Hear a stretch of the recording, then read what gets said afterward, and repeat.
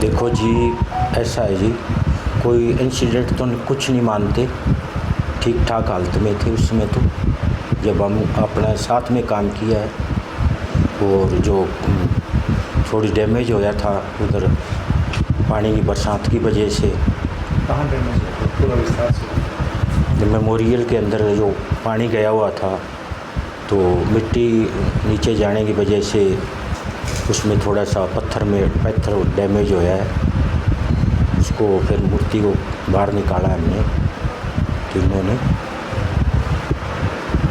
और बाहर निकाल के इसी धर्मशाला में उधर रखा है।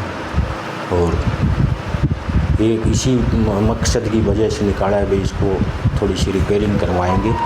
मिट्टी जो को नीचे बैठ गई थी, उसको दोबारा से रिपेयर किया जाए। उसके बाद क्या हुआ था? घर आए? उसके बाद कुछ नहीं हुआ। उसके बाद घर आए हैं, आराम से दुकान पर बैठे हैं 8 साढ़े 8 बजे तक।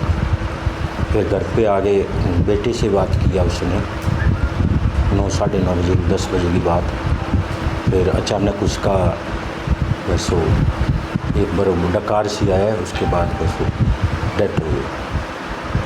तो क्या बेटे की फ़ोटो ख़राब हो रही थी, सदमे से उनकी डेथ हो गई? नहीं, ऐसा तो सदमे की कुछ नहीं था, बस वैसे ही था भाई एक बेटा बाहर गया हुआ है और एक बेटा शहीद हो गया, और कोई कुछ खास ऐसी नहीं था।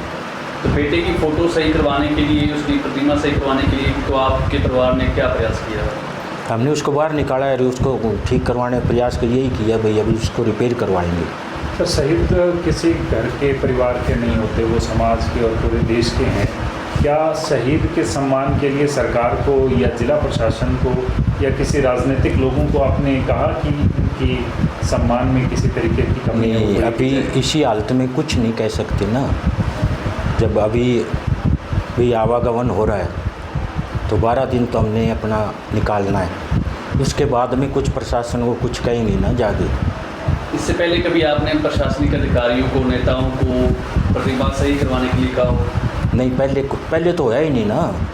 ये बरसात की वजह से अभी होया था। ये लास्ट जो बरसात आई है, ये आई है मेरे ख्याल तकरीबन 3 तारीख के आसपास, 5 के तारीख के आसपास आया। ये 10-15 दिन इकट्ठा ये बरसात होता रहे, 10 दिन होया, हफ्ता चला हो।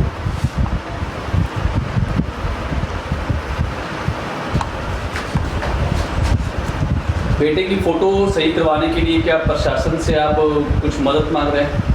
हाँ, अभी कहेंगे, प्रशासन को भी बताएंगे बस ऐसे बरसात की वजह से वो बैठ गया है। प्रशासन अगर कुछ करेगा तो ठीक है, नहीं तो हमने तो करना ही करना है। वो तो जी पिताजी का अचानक मृत्यु होने का तो अभी कुछ कह नहीं सकते, क्योंकि मेरी 9:30 बजे पापा से बात हुई थी। कहते भी जो शहीदी स्मारक है उसकी जो हमने बनवाया था, तो उसको जो नीचे मिट्टी बरसात के कारण बैठ गई थी, तो उधर वो शाम को तो उधर से काम करवा के आए हैं और मेरी बात हुई है। तो अचानक अब पता नहीं भी भाई वाली मूर्ति की उनको टेंशन थी या कुछ, अब बता नहीं सकते कुछ भी, क्यों उन्होंने कुछ बोला ही नहीं था और अचानक डेथ हो गई थी उनकी। सहम भी सकते हैं भी बेटे की, एक बेटा शहीद, दूसरा साथ नहीं है? हाँ, हो सकता है सर, बस यही है, उन्होंने कुछ आज तक बोल के बताया नहीं। उनके दिल में तो था भी, हाँ ऐसा था भी, बोल के अगर बता देते तो अच्छा रहता मैं, पर लेकिन बताया नहीं। एक भाई के जो शहीद होने का उनको बहुत बड़ा दुख था, क्योंकि जब उन्होंने सुबह उधर से जब भाई शहीद हुए थे तो उन्होंने पापा को ही कॉल की थी फर्स्ट बार, तो अचानक सुन के उनको मतलब लगा उस टाइम से, मतलब ऐसे मतलब परेशान से रहते थे पापा। क्या लगता है आपके भाई शहीद हुए, सरकार ने कितना शहीदों को जो सम्मान की बात कर रहे हैं, कितना सम्मान मिला गांव में और जिला स्तर पर?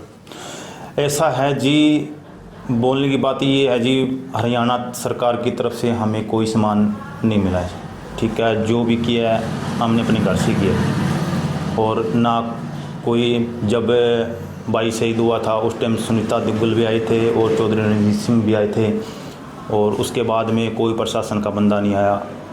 और अभी जो मूर्ति स्थापना की थी तब भी श्रीमती सुनीता दुग्गल को बुलाया था और जगदीश चोपड़ा जी भी आए थे, और उस टाइम शिष्यपाल जो कालावाली के अध्यक्ष हैं उनको भी कॉल की थी हमारे गांव के सरपंच ने, तो वो वाले भी मेरे को, मैं बाहर हूँ, आ नहीं सकता। और अब क्या कहेंगे, सरकार से क्या डिमांड करते हैं?